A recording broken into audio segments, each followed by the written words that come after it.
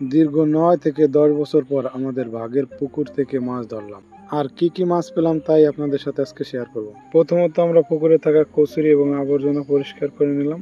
আর ভাতিজা বলতেছিল কাকা মাছ আল্লাহর রহমতে আছে, কিন্তু আসলে পানির নিচে তার বোঝা যায় না, পুকুর সেচার পরে সে না বোঝা যাবে যে আসলে কাহিনী কি। তো পরিষ্কার করা শেষ হওয়ার পরে আমাদের স্যালো মেশিন বসিয়ে পানিগুলো উঠিয়ে নিলাম। পুকুর থেকে সব পানি উঠিয়ে নিয়ে যাওয়ার পরে সবাই একত্রে মাছ ধরতে নামলাম।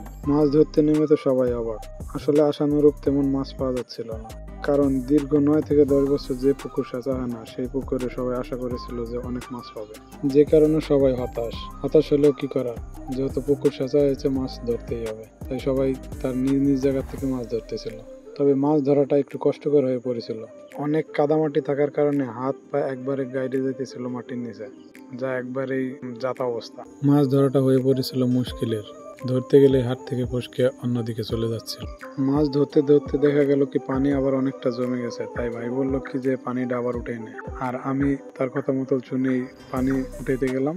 তো মেশিন কয়েকবারই চেষ্টা করলাম স্টার্ট দেওয়ার জন্য, বারবার মিস হইতেছিল।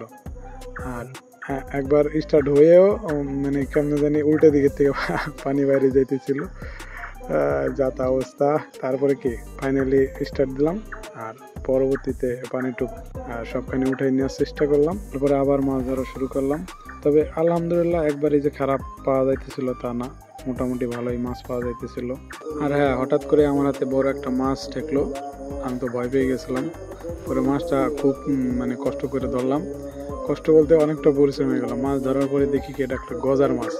মূলত সবার ধারণা যে এই গজার মাছই আসলে এই হতাশার কারণ গজার মাছকে রাক্ষসী মাছ হিসেবে গণ্য করা হয়, আর এই গজার মাছে অনেক ছোট ছোট মাছগুলোকে খেয়ে ফেলেছে সবার ধারণা।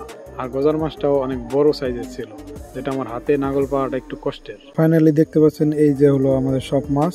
কয়েকটা শোল মাছ ছিল, গজার মাছ ছিল, শিঙি মাছ ছিল, কই মাছ ছিল। এই মোটামুটি আলহামদুলিল্লাহ। সবাই সুস্থ থাকবেন, ভালো থাকবেন। টাটা, বাই বাই, আল্লাহ হাফেজ, আসসালামু আলাইকুম।